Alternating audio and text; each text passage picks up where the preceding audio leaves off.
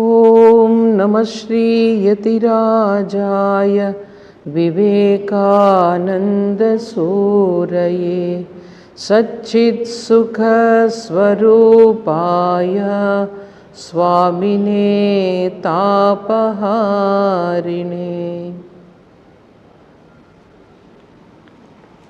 స్వామి వివేకానంద సంపూర్ణ గ్రంథావళిలో 2వ వాల్యూమ్ మనం చదువుతున్నాము. ఈరోజు అంశం సోల్, నేచర్ అండ్ గాడ్. దాన్ని తెలుగులో ఈశ్వర జీవ జగత్తు అంటారనమాట. ఈశ్వర జీవ జగత్తు అనేది త్రికోణము మొత్తం. అంటే మెయిన్గా మన భారతీయ సాంప్రదాయంలో భారతీయ తత్వశాస్త్రాలు ఎన్నున్నాయి మీకు తెలుసా? ఎన్నున్నాయి మనకు దర్శనాలు? దాన్నే దర్శనం అంటారు. 6 దర్శనాలు ఉన్నాయి. ఆస్తిక దర్శనాలు అంటారు. ఆస్తిక దర్శనాలు అంటే వేదాలపై ఆధారపడి ఏర్పడినటువంటి దర్శనాలు. ఈ 6 దర్శనాలకు 6 ఋషులు ఉన్నారు. సో ఇందులో వాళ్ళు ముఖ్యంగా చర్చించే అంశం ఏంటంటే ఈశ్వరుడు, ఈ ప్రపంచం, తర్వాత జీవాత్మ, ఈ మూడిటికి ఉన్నటువంటి సంబంధాన్ని తెలియచేస్తాయన్నమాట దర్శనాలన్నీ కూడా. అయితే ఇదంతా ఆల్మోస్ట్ మీరు విన్నదే, చాలాసార్లు ఈ పాయింట్స్ అన్ని మీరు విన్నవే. కానీ స్వామీజీ జస్ట్ చాలా చిన్న లెక్చర్లో మొత్తం సారాంశాన్ని అందరినీ ఎంత చక్కగా ఇచ్చారో చూడడానికి చాలా బాగుందన్నమాట. ఇందులో దీన్ని మొట్టమొదట మొదలుపెట్టారు ఏంటంటే, చూడండి, మన నుంచే కదా మొదలవుతుంది. ఏదన్నా ఒక ఆలోచన కానీ వివేచన కానీ మన నుంచి మొదలవుతుంది. ఫస్ట్ మనం ఏంటని తెలుసుకొని నెమ్మదిగా బయట తెలుసుకోవడానికి ప్రయత్నం చేయాలి. అందుకనే స్వామీజీ ఇక్కడ స్టార్ట్ చేస్తున్నారు. ఫస్ట్ ఒక మనిషిలో 3 రకాలు ఉంటాయి. ఆ 3 రకాలు మనకు తెలుసు ఏంటది? స్థూల శరీరం, సూక్ష్మ శరీరం, కారణ శరీరం. ఈ 3 రకాలు ఉంటాయి అని మొదలు పెడుతున్నారు ఇక్కడ. ఇందులో ఈ స్థూల శరీరం అంటే స్థూల అని రాగానే పంచ ఇంద్రియాలకు కనిపించేది లేదా గోచరించేది, అది స్థూల శరీరం. ఎప్పుడు గుర్తుపెట్టుకోవాలి? స్థూల, గ్రాస్ అనగానే ఫిలాసఫీలో ఇంద్రియాలకు గోచరమయ్యేది, దాన్ని గ్రాస్ అంటారు. ఇప్పుడు మనకి శరీరం ఉంది కదా, ఇందులో మనకి ఇంద్రియాలు ఉన్నాయి. ఏంటున్నాయి? కళ్ళు, ముక్కు, చెవులు ఇవన్నీ ఉన్నాయి కదా. సో ఇవన్నీ కూడా ఇన్స్ట్రుమెంట్స్. స్థూల శరీరం అనగానే ఇవన్నీ కూడా ఉపకరణాలు అనమాట. కరణాలు అంటే ఇన్స్ట్రుమెంట్స్. ఈ ఇన్స్ట్రుమెంట్స్ అన్నీ ఉన్నాయి, అంతవరకు ఉన్నాయి. కానీ ఈ ఇన్స్ట్రుమెంట్కి అన్నిటికీ కూడా లోపల ఒక సటిల్ బాడీ ఒకటి ఉంది. దాంట్లో కేంద్రాలు ఉంటాయి. ఈ ఇన్స్ట్రుమెంట్ కేంద్రాలు ఉంటాయి. ఆ కేంద్రాలకి లింక్ అయి ఉంటాయి ఇవి. ఆ కేంద్రాలు సరిగా పనిచేయకపోతే మీకు ఎన్ని ఇన్స్ట్రుమెంట్స్ ఉన్నా ఏం లాభం లేదు. సో ఫస్ట్ మనిషి ఎలా పనిచేస్తున్నాడు, మనలో ఉండేటువంటి ఇంద్రియాలన్నీ ఎలా పనిచేస్తున్నాయి, వీటన్నిటినీ స్టడీ చేసి నెమ్మదిగా ఈ ప్రపంచానికి, భగవంతుడికి విస్తరిస్తుందన్నమాట. ఇక్కడ ఏదైనా అలా చేస్తేనే ఫస్ట్ ఇక్కడ ఉన్నది అర్థం చేసుకోకపోతే అంతా కన్ఫ్యూజనే మొత్తం. సో స్థూల శరీరం అన్నారు. స్థూల శరీరం అనగానే మరి కళ్ళు ఇలా చూడగానే జస్ట్ కళ్ళుంటే, కేవలం కళ్ళుంటే చూడగలుగుతున్నామా? చాలాసార్లు చెప్పుకున్నాం మనం. కేవలం కళ్ళు ఉన్నాయనుకోండి, గుడ్లు, చూడగలుగుతామా? డెడ్ బాడీ కూడా ఉంటాయి కదా, కానీ కళ్ళు తెరిచినా చూస్తాయి అవి? చూడవు. అయితే వీటి వెనుక ఒకటి, దానిని ఇంద్రియము అంటారు. యాక్చువల్గా ఇంద్రియం అది. ఇవి ఓన్లీ ఇన్స్ట్రుమెంట్సే. ఈ పైవన్నీ కూడా ఇన్స్ట్రుమెంట్స్. ఎలాగైతే మనకి ఈ ఫోన్లు, టీవీలు ఎలా ఉన్నాయో వాటిలో ఇవన్నీ ఇన్స్ట్రుమెంట్స్. కానీ దాని వెనుక ఉన్నటువంటి అసలైనటువంటి ఆర్గాన్ని ఏమంటారు? ఇంద్రియం అంటారు. అవి ఇంద్రియాలంటే. సో ఇంద్రియాలకి కనెక్ట్ అయి ఉంటాయి. ఒకవేళ నీకు ఈ ఉపకరణాలు ఉన్నప్పటికీ ఇంద్రియం కనుక లేకపోతే, పని చేయకపోతే ఇవి ఎందుకు యూజ్ ఉపయోగం ఉండదన్నమాట వీటి వల్ల. సో ఇది కరెక్ట్గా తెలుసుకోవాలి. సరే, ఇప్పుడు ఇదంతా కూడా దీని మొత్తం ఎలాగైతే ఒక లెన్స్ పనిచేస్తుందో అలాగే కన్ను కూడా పనిచేస్తుంది. సో ఇక్కడ నుంచి ఇప్పుడు ఒక దాని గురించి జ్ఞానం తెలియాలి అంటే కనుక ఈ జ్ఞానం అనేది ఎలా కలుగుతుంది అనేది ఇక్కడ మనకు చెప్తారు. స్వామీజీ చాలాసార్లు చెప్పారు. ఇది మళ్ళీ చెప్తున్నారు. ఇది ఈ ప్రొసీజర్ ఎలా ఉంటుంది అన్నది. మొట్టమొదట ఏదైనా అంటే కంటినే మనం ఉదాహరణగా తీసుకుంటాం. ఎందుకంటే కంటిన్యూ ఎందుకు ఉదాహరణగా తీసుకుంటున్నామంటే అర్థం చేసుకోవడం ఈజీ. ఎందుకంటే ఈ 5 ఉన్నప్పటికీ కూడా మనకి ఈ శ్రవణేంద్రియము, తర్వాత ఈ దృశ్య ఇంద్రియం ఏవైతే ఉన్నాయో అవి 2 చాలా యాక్టివ్గా ఉంటాయి. దృశ్యమాన జగత్తు, అలాగే ఈ శ్రవణమాన జగత్తు ఏదైతే ఉందో ఎక్కువ అదే కదా మనకు నేమ్ అండ్ ఫామ్. ఈ నేమ్ అండ్ ఫామ్ అన్నదే మనకు ఎక్కువగా డామినేట్ చేస్తుంది అనమాట ఈ ప్రపంచంలో. ఎక్కువగా మనకి గ్రాస్పింగ్ అనేది వాటి ద్వారా ఎక్కువ అవుతుంది. సో ఇవి రెండింటినీ మనం ఎగ్జాంపుల్స్ ఎప్పుడు చెప్పినా ఏం చెప్తారనమాట, ఈ దృశ్య అంటే చూడడాన్ని బట్టి చెప్తారు. మిగిలిన ఇంద్రియాలన్నిటికీ కూడా ఇది వర్తిస్తుంది. సరే, దీని నుంచి ఏదైతే బయట దేనిని గ్రహిస్తాయి, ఇవి దేనిని గ్రహిస్తాయి? ఇంద్రియాలు విషయ వస్తువుల్ని గ్రహిస్తాయి. విషయ వస్తువులు వేటితో ఏర్పడి ఉన్నాయి? పంచభూతాలతో ఏర్పడి ఉన్నాయి. అంటే మన ఫిలాసఫీగా నేను చెప్తున్నాను, నేను తత్వశాస్త్రం ఏం చెప్తుందంటే పంచభూతాలు. ఈ పంచభూతాలని ఈరోజు మనం ఏం చెప్తున్నాము? Elements, chemical elements. వాటిని ఇంకా ఫిజికల్గా డివైడ్ చేసేసి వాటి యొక్క ధర్మాన్ని తెలుసుకొని రకరకాల ఎలిమెంట్స్ ఉన్నాయని చెప్పేసి మీకు తెలియజేస్తున్నాయి. కానీ ఈ పంచభూతాలు అనేది అంటే ఒక కేటగరైజేషన్ గ్రూప్ కింద పెట్టారు. ఇక్కడ కొన్ని, ఇక్కడ కొన్ని, ఇక్కడ కొన్ని. ఆ గ్రూప్ ఏంటన్నమాట? ఒకటి పృథివీ, ఆప, తేజ, వాయు, ఆకాశ. ఇవన్నీ కూడా పంచభూతాలు. అంటే మళ్ళీ అక్కడ పంచభూతాలు కూడా స్థూలమైన దాని నుంచి మళ్ళీ సూక్ష్మమైనవి వరకు. చివరి ఆకాశం వచ్చేది చాలా సూక్ష్మం. సూక్ష్మం అంటే ఏంటి? మనకి ఇంద్రియాలకు కనిపించదు. సో ఈ పంచభూతాలతో ఏర్పడినటువంటి ఈ జగత్తు మొత్తం, ఈ జగత్తుని ఏమి గ్రహిస్తున్నాయి? ఇంద్రియాలు గ్రహిస్తున్నాయి. ఇంద్రియాలు గ్రహించి మనకి ఏమి ఇస్తున్నాయి? నాలెడ్జ్ ఇస్తున్నాయి. సో నాలెడ్జ్ అనేది ఎలా ఏర్పడుతుంది?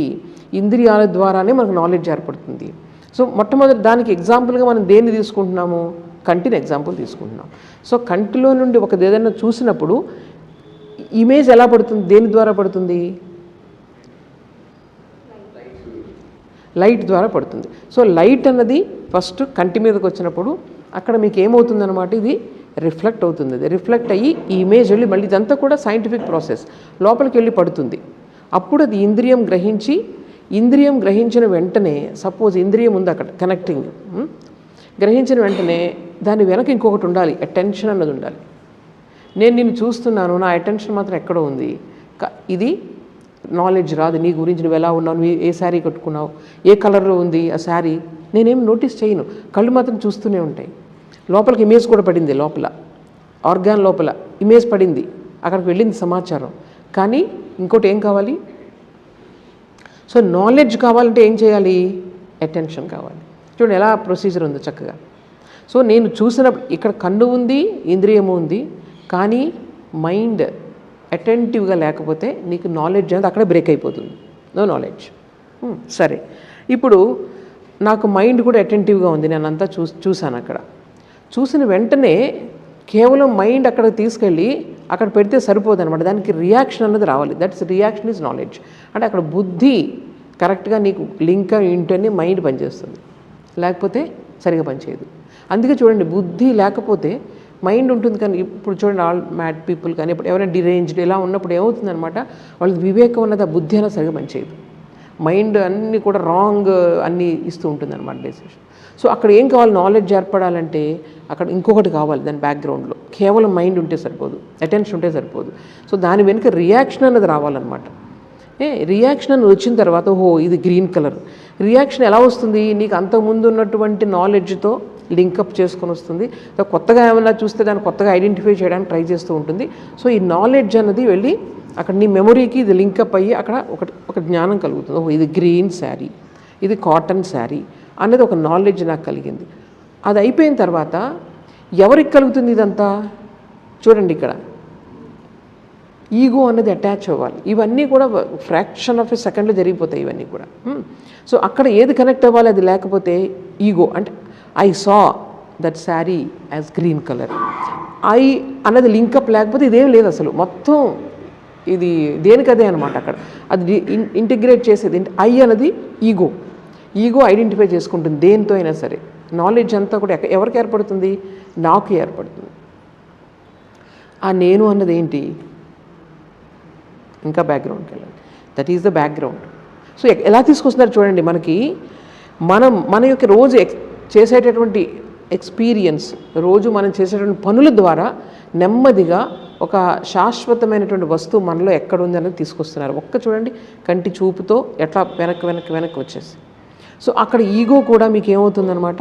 ఈగోతో ఐడెంటిఫికేషన్ వస్తుంది. దెన్ ఐ నో, నాకు ఇది అర్థమైంది అన్నది మనకు నాలెడ్జ్ అన్నది వస్తుంది. సరే, ఇవన్నిటికీ కూడా ఇవన్నీ కలగాలంటే చూడండి, ఇక్కడ మరి ఇంకోటి కావాలి. ఈ పర్సెప్షన్, నేను ఒకటి చూస్తున్నాను, తింటున్నాను, ఏం చేసినా దానికి ఏం కావాలి? మీకు ఒక ఎనర్జీ కావాలి. దాన్ని ప్రాణ అంటారు. ఆ ప్రాణ అన్నది మీకు సూక్ష్మ శరీరంలో ఉంటుంది. ఆ ప్రాణ అన్నదానికి అభివ్యక్తి ఏంటి? ఈ ఊపిరి. మీరు చాలాసార్లు చెప్పాను నేను మీకు ఇది. ఆ ప్రాణశక్తికి ఒక మేనిఫెస్టేషన్ అనేది గాలి తీసుకోవడం రావడం అనేది. ఈ ప్రాణశక్తి అనేది మొత్తం నా శరీరంలో ప్రతి క్రియని చేస్తూ ఉంది. నాకు తెలుసో తెలియకో చేస్తూనే ఉంది. సో నేను చూడాలన్నా ఈ పనులన్నీ జరగాలన్నా దానికి ఏం కావాలి? ప్రాణశక్తి కావాలి. ఆ ప్రాణశక్తి అనేది ఎక్కడ ఉంటుంది? సూక్ష్మ శరీరంలో ఉంటుంది. చూడండి, దీనిని జస్ట్ ఈ మనిషిని ఇన్ని రకాలుగా డివైడ్ చేసుకుంటూ లోపలికి తీసుకెళ్తూ మన ఉపనిషత్తుల్లో రకరకాల డివిజన్స్ ఉన్నాయి. దాన్ని పంచకోశ అంటారు. మీరు ఏదన్నా తీసుకోవచ్చు, మీకు ఏది ఉపయోగపడుతుందంటే అది తీసుకోవచ్చు. పంచకోశ అంటే ఏంటి? అన్నమయ కోశ, ప్రాణమయ కోశ, మనోమయ కోశ, విజ్ఞానమయ కోశ, ఆనందమయ కోశ. సో దీంట్లో ఇప్పుడు నేను చెప్పిన 3 వచ్చేస్తాయి మీకు. స్థూల శరీరం, సూక్ష్మ శరీరం, కారణ శరీరం. స్థూల శరీరం అంటే అన్నమయ కోశ, అంతే, అయిపోయింది. అది స్థూల శరీరం అంటే మన ఇంద్రియాలకు కనిపించేది. దాన్ని అన్నమయ కోశం అంటారు. ఎందుకని? అన్నముతో అది నిర్మించబడుతుంది. గర్భంలో ఉన్నప్పుడు, తల్లి గర్భంలో ఉన్నప్పుడు తల్లి యొక్క ఆహారం నుంచి ఆహారం తీసుకొని పెద్ద అవుతూ ఉంటుంది.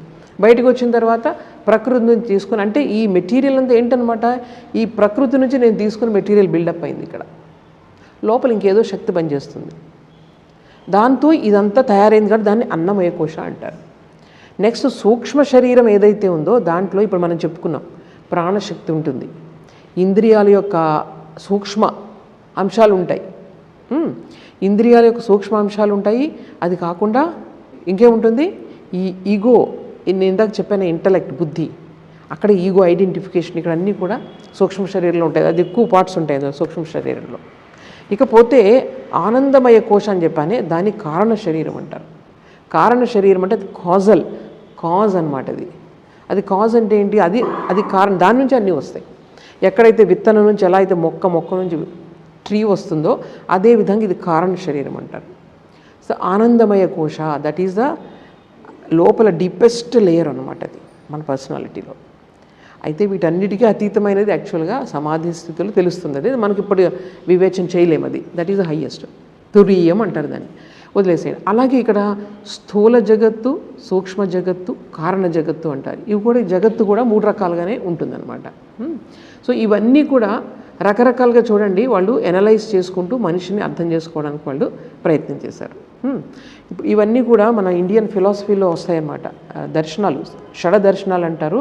అందులో బేసిక్ కాన్సెప్ట్స్ అన్నీ కూడా ఇందులో ఉన్నాయి. చాలా ఇంపార్టెంట్ లెక్చర్, చాలా చిన్నదే కానీ చాలా మొత్తం జిస్ట్ స్వామీజీ ఇచ్చారు ఇక్కడ. సో ఇక్కడ చూడండి, ఐ కాన్షియస్నెస్ వచ్చింది, ఎంతవరకు వచ్చాం కదా. వచ్చిన తర్వాత లోపల ఉన్నది ఏంటనమాట, అది దానిని ఆనందమయ కోశం అంటారు. ఆనందమయ కోశానికి క్లూ ఎక్కడ జరుగుతుంది? ఓన్లీ మనకి గాఢ నిద్రలోనే దానితో టచ్లోకి వస్తాం. ఈ మిగిలిన అన్ని టైం మన అటెన్షన్ ఎక్కడ ఉంటుంది అనమాట? బయట. కానీ లోపల మన ఆలోచనలు, బయట జగత్తు, లోపల ఆలోచనలు, బయట జగత్తు, ఇంతే. ఆ లోపల టచ్ అవ్వడం అనేది చాలా కష్టం. ఎంతో డీప్ మెడిటేషన్ చేసేవాళ్ళే చాలా అరుదు, కోటికి ఒకళ్ళు ఉంటారు. వాళ్ళు దే కెన్ స్టడీ ఆనందమయ, అంటే ఆనందమయ కోశం టచ్ చేసినప్పుడు ఆ లోపల ఏమేమి సంస్కారాలు ఉన్నాయి, నీ జన్మలన్నీ కూడా నీకు తెలుస్తూ ఉంటాయి. స్వామీజీ అంటారు ఇదంతా ఈజీ, చాలా ఈజీ ప్రక్రియ, చాలా సులభమైన ప్రక్రియ. మన జన్మను, పూర్వజన్మను తెలుసుకోవడం స్వామీజీ లాంటి వాళ్ళకి చాలా ఈజీ. అది ఆ లోపలికి ఎప్పుడు నీకు తెలుస్తూ, అది ఒక్కొక్కటి తెలుస్తూ ఉంటుంది. అంటే పైన లేయర్స్ అన్నీ కూడా తన ముందు జన్మ, ఈవెన్ ఆ పేర్లు అవి గుర్తొస్తూ ఉంటాడు. గొప్పవాళ్ళు అలా చూస్తారు. అంటే డీప్గా వెళ్ళిపోయినప్పుడు అక్కడి నుంచి నీకు వచ్చే సంస్కారాలను బట్టి నీకు అర్థమవుతుంది గత జన్మ ఏంటి, ఎక్కడున్నావు, ఏం మాట్లాడావు, నీ పేరు, ఇవన్నీ కూడా తెలుస్తాయి. సో జన్మలు అలా లేయర్స్ కింద మన లోపలికి వెళ్ళే కొద్దీ కూడా layers after layers will be revealed, but not for ordinary people. ఇది కాదు, చాలా డీప్ సాధన. అందుకే పర్వతాల్లోకి, హిమాలయాల్లోకి వెళ్ళిపోయి ఎన్ని నెలలు, సంవత్సరాలు కూర్చొని సాధన చేస్తే ఈ టచ్లోకి వస్తారు. మన ఇక్కడేం సాధ్యం కాదు. సో మనకి చూడండి, ఇంతవరకు మనకేంటి, స్థూల శరీరాన్ని, సూక్ష్మ శరీరాన్ని మనం ఎనలైజ్ చేసుకున్నంతవరకు మనం చేయగలం. ఎనాలిసిస్లో ఇలా ఉన్నాను, అలా ఉన్నాను, నా మనసు ఇలా ఉంది, ఇది అటెన్షన్, ఇంతవరకు మీరు కంట్రోల్ చేసుకోవచ్చు. కానీ డీపెస్ట్ లెవెల్ అన్నది మనం ఆ టచ్లోకి రావడం అన్నది చాలా కష్టం, కానీ ఇంపాసిబుల్ కాదు. అది ఎంతోమంది యోగులు చేశారు. సో దీన్ని చూడండి, దీనిని మనం ఇప్పుడు దీన్ని ఏమంటాము, పిండాండము బ్రహ్మాండం అంటాం కదా, మీరు విన్నారు కదా. సో పిండాండము అంటే ఇది, అంటే ఏదో ఒక ఈ యూనివర్స్లో ఒక పార్ట్, అది నువ్వే అనుకో. దానిని మైక్రోకాజం అంటారు. ఈ ప్రపంచాన్ని అంతటినీ మ్యాక్రోకాజం అంటారు, బ్రహ్మాండం. స్వామీజీ ఏమంటారంటే ఈ మైక్రోకాజం ఏదైతే ఉందో దీనిని అర్థం చేసుకుంటే నువ్వు మొత్తం ప్రపంచాన్ని అర్థం చేసుకోగలవు. Microcosm and macrocosm are built on the same plan. Swamiji's derivation ఎక్కడి నుంచి వచ్చి ఎక్కడ తెలుసుకున్నారు చెప్పండి? అల్మోరా చెట్టు కిందకి వెళ్ళాం కదా మధ్య మనం. అల్మోరా చెట్టు కింద ఆయన అంటే ధ్యానం చేస్తూ ఉంటారు ఎప్పుడైతే. జీవితంలో అన్ని రెడిల్స్ అనమాట. ఈ లైఫ్ గురించి తెలుసుకోవడానికి స్వామీజీ ధ్యానం చేసి చేసి చేసి చేసి ఎన్నో ప్రశ్నలు వస్తూ ఉండేవి. మనకి ఏ ప్రశ్నలు ఉండవు, దీన్ని తిరిగి పడుకుంటాం కానీ ఏ ప్రశ్నలు ఉండవు. స్వామీజీకి ఏంటంటే లైఫ్ అసలు ఏంటి, వాట్ ఈస్ దిస్ లైఫ్, ఏంటి ప్రపంచం ఏంటి, ఈ ఆలోచనలు చిన్నప్పటి నుంచి ఉన్నాయి కాబట్టి ఆయన అలా తిరుగుతూ అడవుల్లో ఎన్నో రోజులు ఎన్నో నెలలు ఆయన ధ్యానం చేస్తూ ఉండేవారు. అల్మోరాలో ఆయన చూసిన వాళ్ళు చెప్తారనమాట, ఎక్కడో ఆయన స్వామీజీ ఎన్ని నెలలు ఎక్కడో కీకరారణ్యం లోపలికి వెళ్ళిపోయి ఆయన తపస్సు చేసుకుంటూ ఉండేవారట.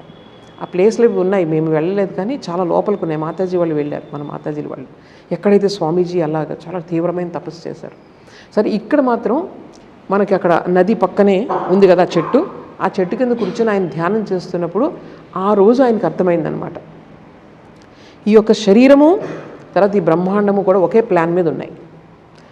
ఇంకా లోపలికి వెళ్తే ఒక చిన్న పరమాణువు, యాటమ్, అది ప్రపంచం ఒకే ప్లాన్తో ఉంటుంది. మీకు తెలుసు కదా, లోపల న్యూక్లియస్ ఉంటుంది, దాని చుట్టూ ఎలక్ట్రాన్ తిరుగుతూ ఉంటాయి. అలాగే ఇక్కడ సూర్యుడు కుటుంబాలు అన్నీ కూడా సౌర కుటుంబంలో ఎలా ఉంటుంది, సూర్యుడి మధ్యలో చుట్టూ తిరుగుతూ ఉంటాయి. చూస్తే మీకు ఏమవుతుంది తెలుసా, ఇది మొత్తం చిన్నది. ఇప్పుడు అందరూ సైంటిఫిక్గా కూడా ప్రూవ్ చేస్తున్నారు, అంతా ఇటువంటి థియరీస్ వచ్చాయి. అలాగే ఈ ప్రపంచం అంతటికీ యాజ్ ఎ హోల్, లేకపోతే భగవంతుడు, దీనికి కారణం భగవంతుడిని పేరు పెట్టాం మనం. దానికి ఏ శక్తి అయితే ఉందో ఈవెన్ ఈ చిన్న దాంట్లో కూడా అదే శక్తి. అంటే పార్ట్ ఈక్వల్ టు హోల్, రెండు కూడా ఒకటే. అది కూడా సైంటిఫిక్గా ప్రూవ్ చేశారు. అంటే ఏదో ప్రతి దానికి కూడా, ప్రతి కణానికి కూడా అనంతమైన శక్తి అందులో దాగి ఉంటుంది. స్వామి అది చెప్తారు, all power is within you. Means what? Same thing. So భగవంతులోని శక్తి అంతా కూడా నీలో ఉంది, కానీ నీలో అది అభివ్యక్తి కావటం లేదు. సో మనం ఎందుకంటే ప్రకృతికి దాసులుగా ఉన్నాం కాబట్టి అదే తేడా, మనకు తెలియట్లేదు.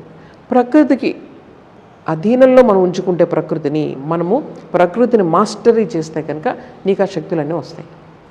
వాళ్ళకి, గొప్ప వాళ్ళకి, మహాత్ములకి, మనకి అదే తేడా. యోగులందరికీ ఎందుకని శక్తులు వస్తాయి? ఎదుటి వాళ్ళ మనసును అర్థం చేసుకోగలుగుతారు, రీడింగ్ చేయగలుగుతారు, అన్నీ చేయగలుగుతారు, దూరంలోనే జరుగుతున్నవన్నీ అర్థమవుతూ ఉంటాయి. ఇలా రకరకాల శక్తులన్నీ వస్తాయంటే అవన్నీ మానసిక శక్తులు మనలో కూడా ఉన్నాయి, కానీ మనం దాన్ని వర్కౌట్ చేయం కాబట్టి అలా పడుంటాయి అంతే. సో ఇది మనకు చెప్తున్నారు. So microcosm and macrocosm are built on the same plan అనేది స్వామీజీ చెప్పారు. సరే, మరి ఇవన్నీ ఉన్నాయి. సరే, ఇప్పుడు మేము శరీరం గురించి అర్థం చేసుకున్నాము, ఈ ప్రపంచం గురించి అర్థం చేసుకున్నాము, ఇవి రెండు ఒకేలా ఉంటాయి అనుకున్నాము. మరి ఈ రెండు ఎక్కడి నుంచి వచ్చాయి? ఇది క్వశ్చన్. నెక్స్ట్ వచ్చే క్వశ్చన్, ఎక్కడి నుంచి వచ్చాయి ఇవన్నీ అంటే ఇక్కడ ఏం చెప్తారంటే, ఎప్పుడు కూడా అంటే ఏదో ఒకటి ఉండాలి, ఉన్నప్పుడే కదా దాని నుంచి ఇంకోటి వస్తుంది. Something should come out of something, అంతేకాని something cannot come out of nothing. అది అండర్స్టూడ్, లాజిక్ అది. ఏది లేకుండా దాని నుంచి ఎప్పుడు ఏది రాదు. సో అందువల్ల ఈ ప్రపంచం ఇదంతా వచ్చిందంటే ఏదో ఉంది, అది నీకు అర్థం కావట్లేదని ఒప్పుకుందాం, కానీ ఏదో ఉంది, దాని నుంచి ఇదంతా వచ్చింది. దానికే మనం ఏం చెప్తున్నాం? భగవంతుడు అంటాం. సో ఈ విధంగా ఎలా లాజికల్గా తీసుకొచ్చారు. ఇక్కడ ఉన్న ఈ ప్రపంచంలో కనిపిస్తుంది, నువ్వు ఈ ప్రపంచం ఇంకా ఏదో దేని నుంచి వచ్చింది అన్నది నువ్వు చూడలేదు, కానీ ఏదో ఒక కాజ్ ఉండాలి, అక్కడ కాజ్ ఉంది కాబట్టి దాన్నే మనం భగవంతుడు అంటున్నాము. ఈ విధంగా వీళ్ళు లాజికల్గా తీసుకుంటూ వచ్చి వీళ్ళు ఏం చేశారనమాట, అయితే మరి ఇదంతా ఎక్కడుంది?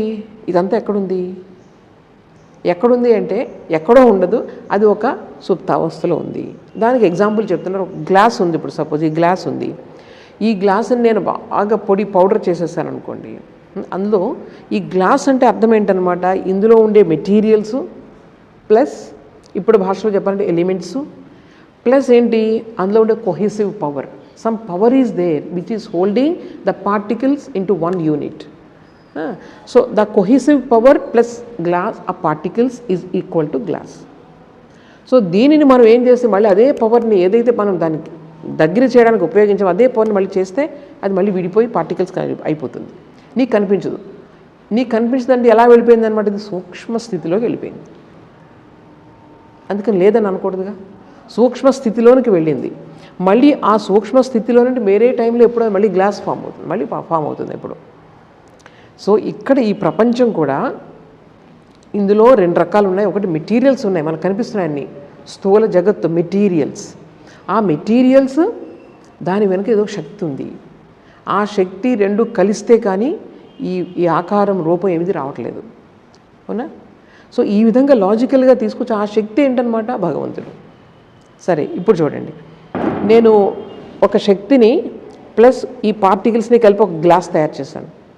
గ్లాస్ తయారు చేసినప్పుడు ఇందులో ఉండేటువంటి పవరు ప్లస్ పార్టికల్స్ గ్లాస్ మొత్తం వ్యాపించి ఉన్నాయా లేదా? అలాగే ఈ ప్రపంచంలో ఎక్కడి నుంచి ఇదంతా వచ్చిందంటే ఒక శక్తి నుంచి వచ్చింది, లేకపోతే ఒక భగవంతుడి నుంచి వచ్చింది. ఆ భగవంతుడి నుంచి అంతా వచ్చినప్పుడు మెటీరియల్ ఎక్కడి నుంచి వచ్చింది, లేకపోతే ఇది ఎక్కడి నుంచి వచ్చింది, మెటీరియల్ కూడా వేరే చోట ఉండదు కదా.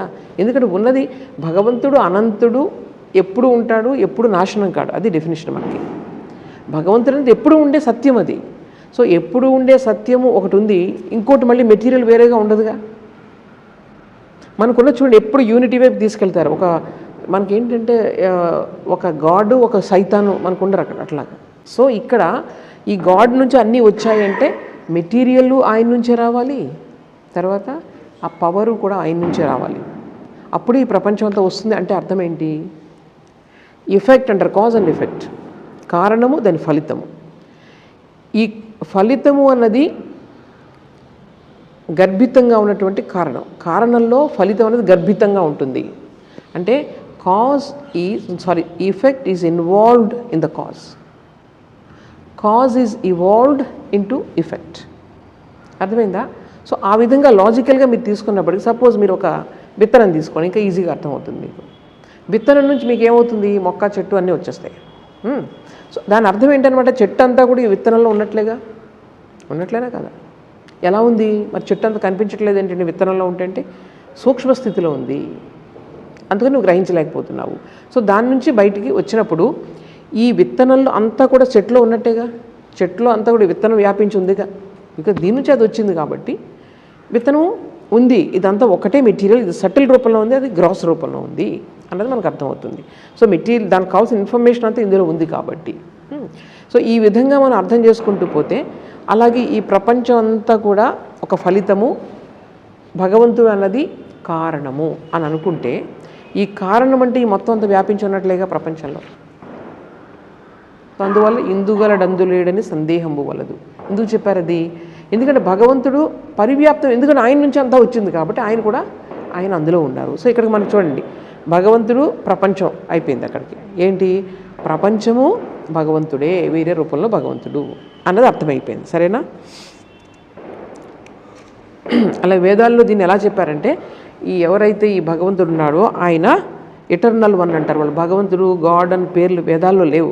ఎటర్నల్, సనాతనమైనటువంటి ఆయన ఎవరైతే ఉన్నారో ఎప్పుడు ఉండేటువంటి ఆయన ఊపిరి పీలిస్తే ఇదంతా మొత్తం లోపలికి వెళ్ళిపోతుంది, మొత్తం ఈ ప్రపంచం అంతా కూడా. ఆయన ఊపిరి వదిలితే మళ్ళీ అన్ని క్రియేషన్ వచ్చేస్తాయి. దీని అర్థం అలా చెప్పారనమాట. ఓకే, సో దీని భగవంతుని వేదాల్లో చెప్పిందంటే చూడండి ఎంత కామన్గా ఉంటుంది, ఎక్కడన్నా మీరు అప్లై చేసుకోవచ్చు దీన్ని. ఇప్పుడు ఇంక చాలా ఇంట్రెస్టింగ్ ఏంటంటే, సరే ఈ విధంగా భగవంతుడి నుంచి వచ్చేసింది, మళ్ళీ భగవంతుడి లోపలికి వెళ్ళిపోతుంది. ఫస్ట్ టైం ఎప్పుడైతే వచ్చిందో అది ఎక్కడి నుంచి వచ్చింది? ఫస్ట్ టైం అంటే దీనికి చూడండి స్వామీజీ ఎక్స్ప్లెయిన్ చేస్తున్నారు. ఫస్ట్ టైం అంటే నువ్వు ఎలా చూస్తావు? సపోజ్ నువ్వు టైం లిమిట్ చేయాలి, ఇంత టైం అని. ఆ టైంని లిమిట్ చేయాలంటే టైంకి బియాండ్ వెళ్ళాలా లేదా? ఆ టైం అని చెప్పడానికి దానికి బియాండ్ ఒకటి ఉండాలి, అక్కడ మళ్ళీ టైమే ఉంటుంది. సో టైం అన్నది ఇటర్నల్, ఎప్పుడు ఉండేది. టైంని ఎప్పుడు కూడా లిమిట్ చేయలేం. అందుకే దాని నుంచి మనకు కాళికామాత, కాలా నుంచి కాళీ వచ్చింది. ఆ కాళీని అందుకే అంత భయంకరంగా చూపిస్తారు. ఆవిడెప్పుడు సృష్టి స్థితి సంహారం చేసుకుంటూ వెళ్ళిపోతూ ఉంటుంది అనమాట.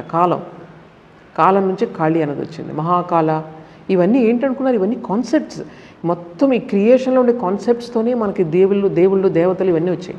పవర్స్ అనమాట అవన్నీ కూడా. మా కాలభైరవాష్టకం అని చేస్తాం కదా, ఇవన్నీ కూడా ఈ కాలం యొక్క ఇది ఇటర్నిటీ. సో కాలం అనేది ఇటర్నల్. అలాగే స్పేస్, దేశకాలం అంటాం కదా, స్పేస్ ఉంది. సపోజ్ ఎక్కడి నుంచి ఇది మొదలైందండి మొత్తం అని చెప్పారనుకోండి, ఎక్కడి నుంచో చెప్పడానికి కొంచెం ముందుకు వెళ్ళాలిగా నువ్వు. సపోజ్ 20 మైళ్ళ దూరం నుంచి స్టార్ట్ అయిందంటే అంతకుముందు ఏదో ఉన్నట్లే కదా. సో ఎక్కడ నువ్వు ఆపుతావు? ఈ విధంగా ఏంటంటే స్పేస్ అండ్ టైం అనేది ఇటర్నల్ అని చెప్పడానికి స్వామీజీ ఇవన్నీ తీసుకొస్తున్నారు. ఈ కాలం, దేశకాలం, స్పేస్ టైంతోనే కదా జగత్ అంతా ఉన్నది. ఎక్కడైనా ఉందా స్పేస్ టైం లేకుండా? చూడండి, స్పేస్ అంటే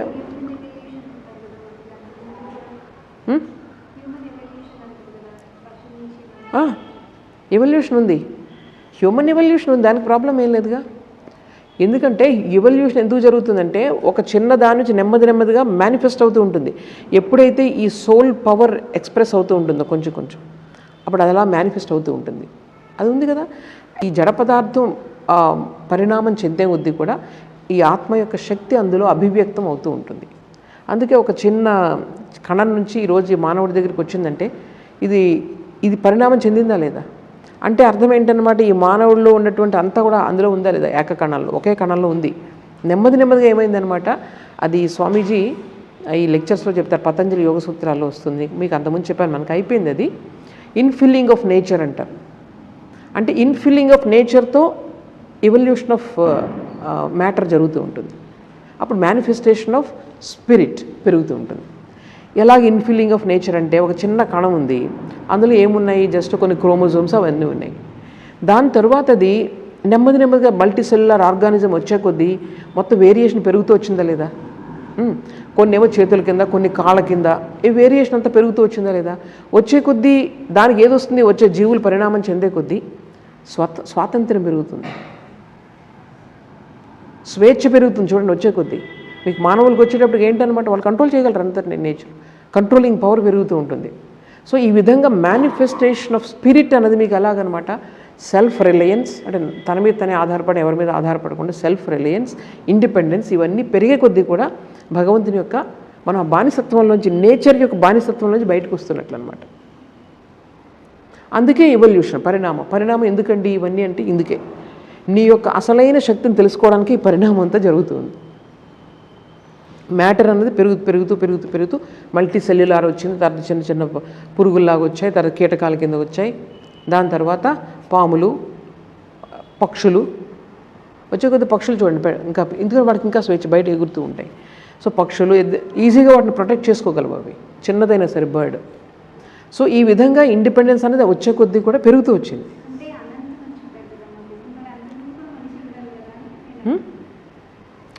అనంతంగా మనిషి ఉన్నాడు, ఇదే సైకిల్ కంటిన్యూ అవుతుంది మళ్ళీ ఇటర్నల్గా. అది కూడా స్వామీజీ చెప్పారు. సేమ్ సిచ్యువేషన్ కూడా you will see after so many కల్పాస్, same situation it will happen. Swamiji చెప్తే అందరూ ఇదేంటిది ఎలా చెప్తున్నారు అనుకుంటారు, but it is there. Swamiji చెప్తారు, ఇది cycle after cycle will repeat. So same situation again will happen, same thing. So మనకి ఎందుకంటే అది కొన్ని కోట్ల సంవత్సరాలు కాబట్టి మనకు అది చాలా ఎలా ఊహిస్తాం, అంతలా ఊహించలేం కాబట్టి మనం యాక్సెప్ట్ చేయలేం. స్వామీజీ వేరే లెక్చర్లో చెప్పారు. So same thing will continue again. So no worry, మనం చనిపోయిన ప్రాబ్లం లేదు, మళ్ళీ ఇంకో కల్పంలో మళ్ళీ ఉంటాం సేమ్ దాంతో. సో ఇదంతా కూడా చాలా ఇంట్రెస్టింగ్ మనం చూస్తే కనుక.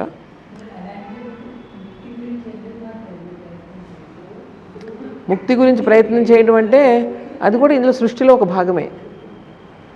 సపోజ్ మీకు అంత అవసరం లేదు కూడా మానేయండి, మీకేం పర్వాలేదు. If you don't feel it, you need not work for it. ఎందుకంటే కేవలం ఆలోచన, ఇక్కడ బాధలన్నీ ఇక్కడ పడుతున్నాం కదా, ఇప్పుడు ఎంతో అనంత ఆకాశంలో ఏదో జరుగుతుందని చెప్పి బాధలతో పడేవాళ్ళం మనం. సో బాధల నుంచి బయటికి రావాలని ప్రయత్నం చేస్తున్నాం అంతే. ముక్తి అంటే అంతే కదా, బాధల నుంచి విముక్తి. అదే ఉండిపోండి మీకు అవసరం లేకపోతే. ఈ ప్రస్తుతం ఉన్న బాధలు భరించలేకే కదా మనం వర్కౌట్ చేయాలి. ఈ శరీరంతోనూ మనసుతోనూ ఏవైతే ఉన్నాయో బాండేజెస్, వాటి నుంచి బయటకు రావడానికి ముక్తి అన్నది. మేము ముక్తి చేయడానికి ఎవరు చెప్పలేదు, కానీ కావాలంటే చేయలేకపోతే వద్దని చెప్పారు. మన శాస్త్రాల్లో ఎప్పుడు బలవంతం లేదు అసలు. నీ ఇష్టంగా వస్తే ఎంజాయ్ చేయి. 100 సంవత్సరాలు మళ్ళీ తపస్సు చేస్తే నీకు 100 సంవత్సరాలు ఇంకా పెరుగుతాయి. నీకు ఎలా కావాలంటే అలా అన్ని ఛాన్సెస్ ఉన్నాయి. Enjoy if you want. నీకు విరక్తి వచ్చినప్పుడే, ఇక్కడ కావాలనుకున్నప్పుడే రా అని చెప్తారు. సో ముక్తి గురించి నువ్వు చెయ్యి అని చెప్పరు. ముక్తి వస్తే ఆనందం వస్తుంది, ఇలాంటి స్టేట్మెంట్స్ ఉంటాయి. ఎటర్నల్గా ఆనందంగా ఉండొచ్చు అని చెప్తారు అంతే. సో అందుకని అది ఇండివిజువల్, చాలా ఫ్రీడమ్ మనకు మాత్రం ఇష్టం వచ్చినట్టు ఉండొచ్చు, మనం ఎవరేమనరు. సో ఇప్పుడు మనం ఏం చేసాం, సరే ఎక్కడి నుంచి వచ్చింది అన్నది మనకి టైమ్ అండ్ స్పేస్ అన్నది ఇటర్నల్. టైమ్ అండ్ స్పేస్ అంటేనే universe. Everything material, this universe is ఈ మొత్తం టైమ్ అండ్ స్పేస్ పైన దేశకాల నిమిత్త అంటారు. టైమ్, స్పేస్ అండ్ కాజేషన్, ఈ మూడిటితోనే ప్రపంచం. ఆ టైమ్, స్పేస్ అండ్ కాజేషన్ మనం చూసినప్పుడు అది ప్రపంచం. దాన్ని తీసేసి మైనస్ చేసి చూసినప్పుడు అది భగవంతుడు.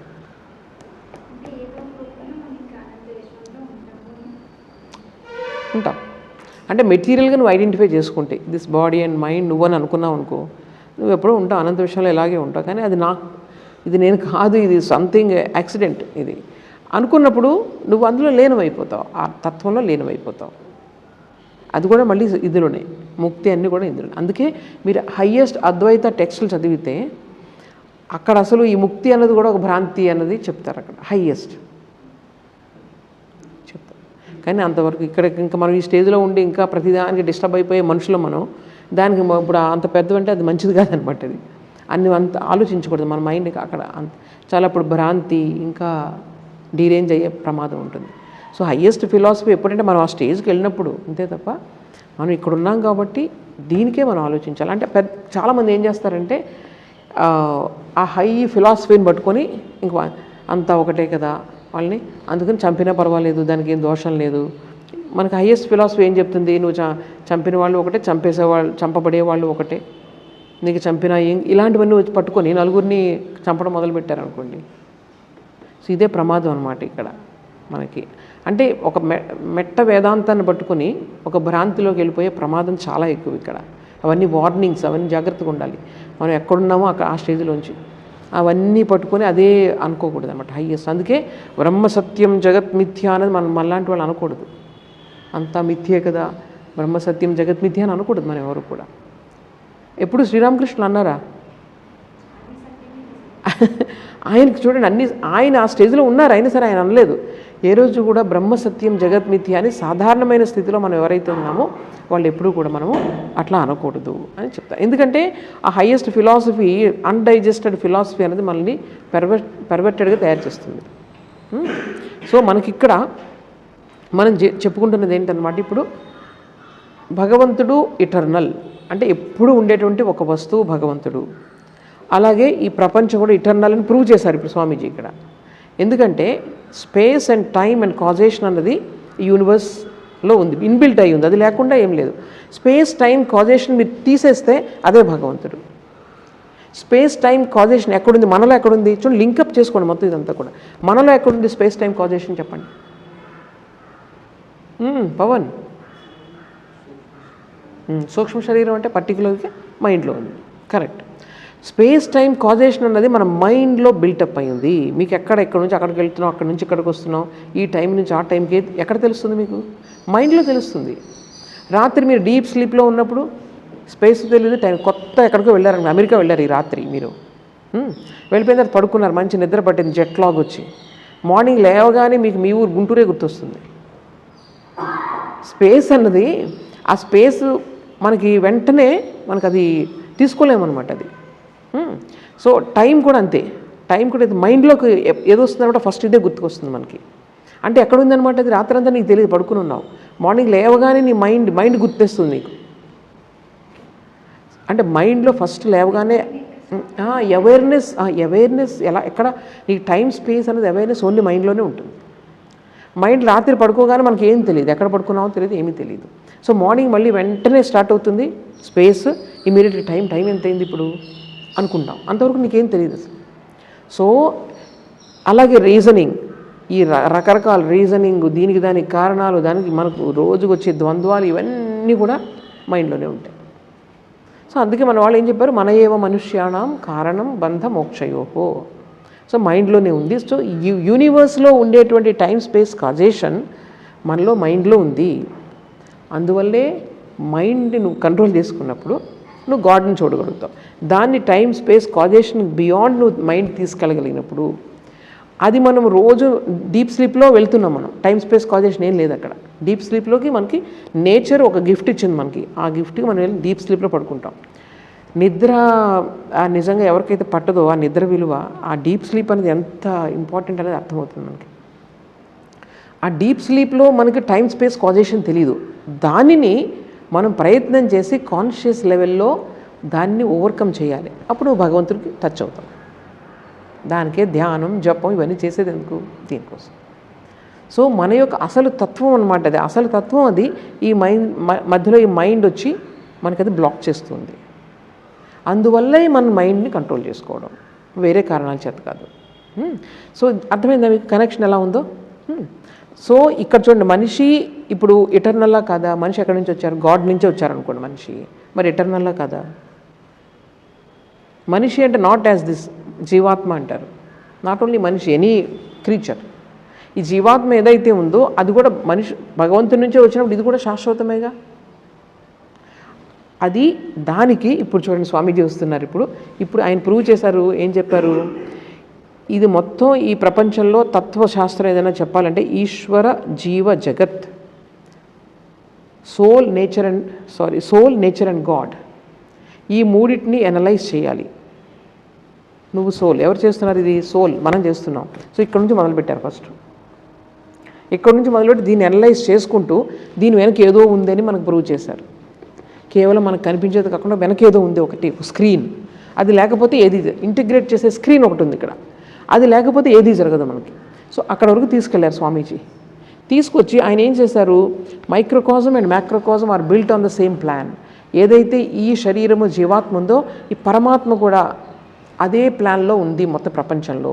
అంటే ప్రపంచం, ఈ బాడీ వెనుకున్నటువంటి శక్తిని జీవాత్మ అంటే, ఈ ప్రపంచం వెనుకున్నటువంటి శక్తిని పరమాత్మ అంటారు. సో ఇది ఫిజికల్ అండ్ సటిల్, ఈ ప్రపంచం కూడా ఫిజికల్ అండ్ సటిల్ రెండు ఉన్నాయి. వీటి వెనుకున్నటువంటి ఇది జీవాత్మ, అది పరమాత్మ. సో వీటన్నిటికీ ఈ దాని నుంచే వచ్చింది మొత్తం అంతా కూడా.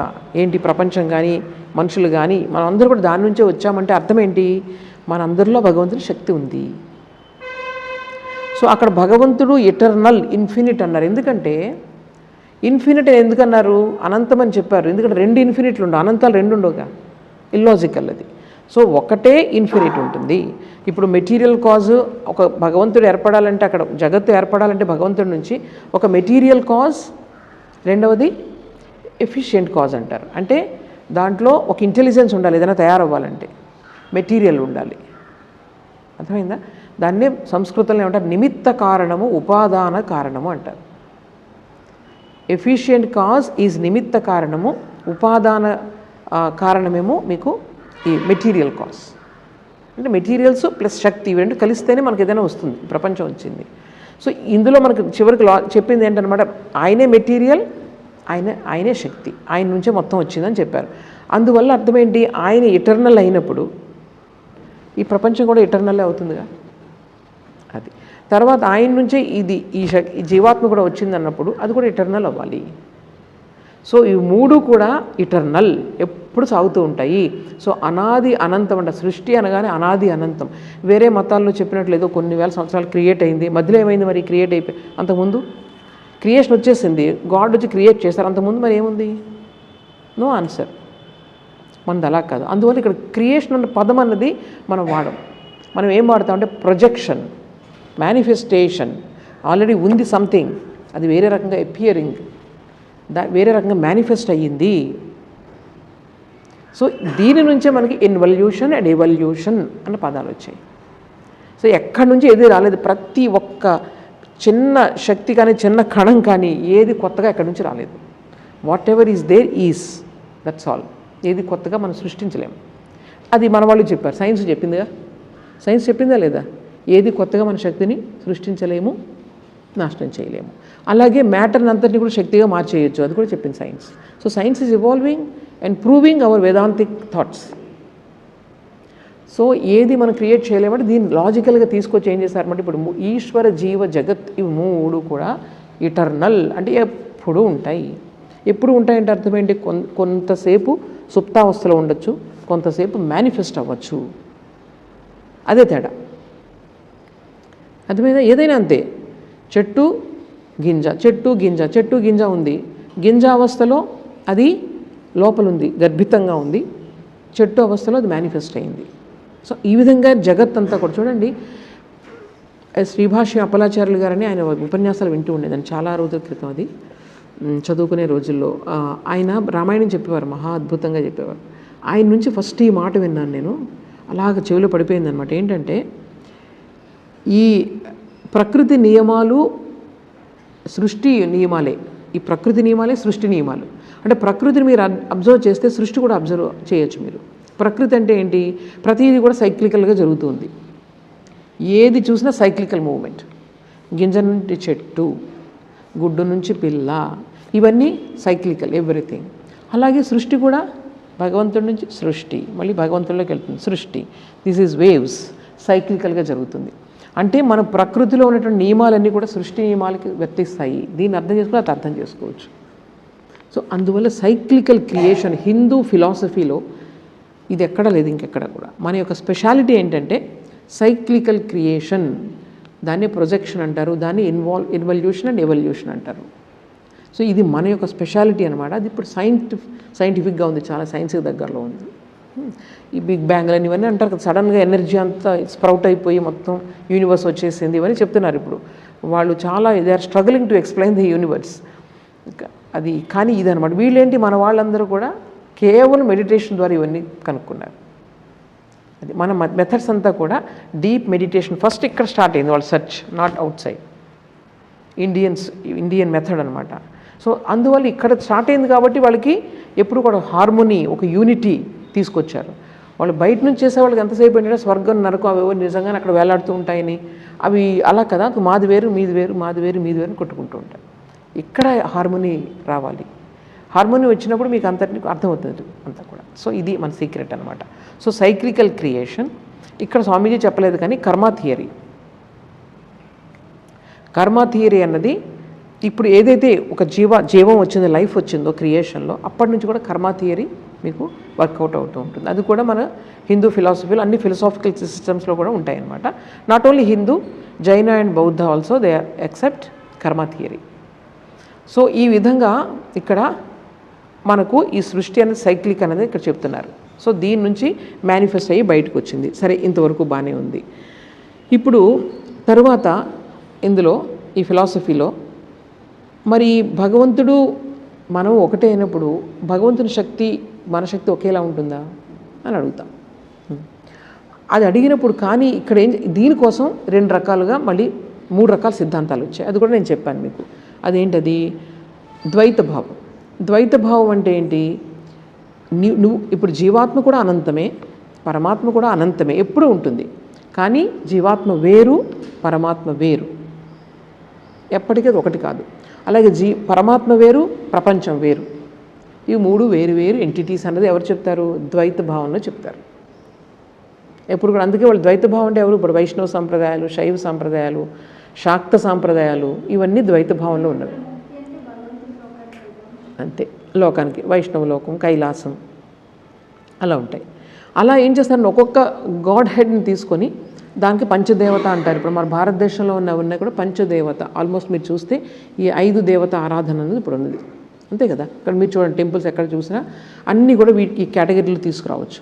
అందుకే ఏ పూజ చేసినా, పెద్ద పూజలు చేసేటప్పుడు పంచదేవత పూజ అని ఉంటుంది మాకు. ఆ పంచదేవత పూజలు ఈ 5 ఉంటాయి అన్నమాట. 5గురికి పూజ చేస్తాం అట్లా. సో ఇవన్నీ కూడా ద్వైత భావంలో వచ్చినటువంటివి. ఇవన్నీ కూడా వేదాంతమే. తరువాత స్టేజ్లో ఏంటనమాట, వేరు కాదు, జీవుడు వేరు ఇదంటే మళ్ళీ వీళ్ళు రకరకాల వాదోపవాదాలు, ఎందుకు వేరు, ఎలా వేరు, వాళ్ళు మళ్ళీ ఫిలసాఫికల్గా చాలా వాళ్ళకి వాదోపవాదాలు ఉంటాయి. 2వ స్థాయిలో వచ్చింది ఏంటంటే, ఒకదాని నుంచి ఒకటి వచ్చింది చూడండి. ఇది 2వది విశిష్టాద్వైతం. ఇప్పుడు స్వామీజీ చెప్పేది అది ఏంటి, మనం అందరూ కూడా భగవంతుల్లో భాగాలు. ఇది మనకు ఆలోచించుకోవడానికి చాలా బాగుంటుంది. ఇది అద్వైత భావం మళ్ళీ మనకి మన తలకాయ పైన వెళ్ళిపోతూ ఉంటుంది. అద్వైతాన్ని ఊహించుకోవాలంటే కష్టం. కానీ ద్వైత భావం అంటే మనకి ఎక్కువ భేదబుద్ధి తొందరగా వచ్చే ప్రమాదం ఉంటుంది. ఇప్పుడు బయట రిలీజియన్స్ అన్నీ కూడా ఆల్మోస్ట్ ఆ టైప్ ద్వైత భావంలో ఉన్నవి. భగవంతుడు వేరు, నేను వేరు. ఇక్కడ విశిష్టాద్వైతంలో మనకి ఊహించుకోవడం చాలా ఈజీ. ఒకవైపు నుంచి మనం భగవంతుడితో లోపలే ఉన్నాం, అందులో ఒక భాగం మనం, చిన్న భాగం. వాళ్ళు ఎగ్జాంపుల్ ఏమిస్తారంటే, ఒక మంట మండుతూ ఉంటుంది, దాంట్లోంచి చిన్న చిన్న కణాలు బయటకు వస్తూ ఉంటాయి, నిప్పు కణాలు. ఆ నిప్పు కణికలు లాంటి వాళ్ళం మనం. అంటే ఇన్ ఎసెన్స్ మనం ఒకటే, కానీ అది ఇది ఒకటి కాదు, మనం భగవంతుడి లోపలే ఉన్నాము అనే భావం అన్నమాట. ఇది యాక్చువల్గా మనకు ఆలోచించుకోవడానికి చాలా బాగుంటుంది. ఇది ఈ రిలేషన్ అనేది విశిష్టాద్వైతం అనేది. ఇది రామానుజాచార్యులు వారు చెప్పారు.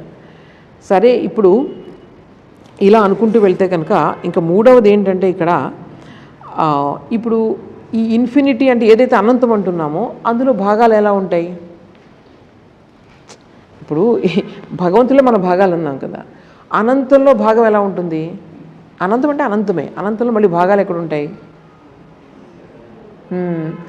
అప్పుడే ఇప్పుడు మీకు అద్వైత భావం వచ్చిందనమాట. యాక్చువల్గా మనిషి ఈ జీవాత్మ అనంతమే, పరమాత్మ అనంతమే, కానీ జస్ట్ అది అంతం ఉండి, అంటే అనంతం కాకుండా జస్ట్ ఒక డిస్ట్రక్టబుల్ ఎలిమెంట్లా కనిపిస్తూ ఉందంతే మీకు. Only appearance. ఈ అపియరెన్స్ అనే పదంలోనే అద్వైత సిద్ధాంతం అంతా బిల్డప్ అయిపోయింది మొత్తం. ఓన్లీ ఇట్ ఈస్ అపియరెన్స్, శంకరాచార్యుల వారిది ఇది. సో ఈ విధంగా వీళ్ళు ఏం చెప్తారనమాట, ఓన్లీ రిఫ్లెక్షన్, ప్రాతిభాసిక సత్యం అంటారు దాన్ని. ఎలా అయితే మనం అందరం ఒక అద్దాలు లాంటి వాళ్ళం అయితే మనలో ఆయన యొక్క అద్దం ఎలా, సూర్యుడు ఎలా అయితే ప్రతిబింబిస్తాడో ఆ విధంగా భగవంతుని రిఫ్లెక్ట్ అవుతున్నాడు ఇక్కడ. సేమ్ అది ఇప్పుడు సూర్యుడు, ఇందులో ఉన్న సూర్యుడు అందులో ఉన్న సూర్యుడు ఒకటి కాదని చెప్పలేం. ఏంటన్నమాట ప్రతిబింబం, అది కంప్లీట్. ఒక చిన్న బిందువులో కూడా కంప్లీట్గా పడుతుంది, నీటి బిందువులో కంప్లీట్ సూర్యబింబం పడుతుంది. కానీ శక్తి విశేషం. ఎందుకని? ఇది కేవలం రిఫ్లెక్షన్ కాబట్టి. మనకు కూడా అనంతమైన శక్తి ఉంది. ఇది శ్రీరామకృష్ణులు ఒక ఎగ్జాంపుల్, స్వామీజీని అడుగుతారు. ఒక 13 కొండల్లో నీళ్లు ఉన్నాయి, మీకు తెలుసు కదా, అది నీళ్ళు ఉన్నాయి. అక్కడ నుంచి పైనుంచి సూర్యబింబం పడుతూ ఉంది. పడుతూ ఉంటే ఆయన చెప్తున్నారు, ఒక కొండ తీసేసాము, ఎన్ని ఉంటాయి ప్రతిబింబాలు? 12. అలాగే ఒక్కొక్కటి అడుగుతున్నారు. ఇంక చివరి కొండ తీసేసిన తర్వాత ఏముంటాయంటే ఆయన చెప్తున్నారు, ఏమీ ఉండదు. ఏముంటుందో అదే ఉంటుంది.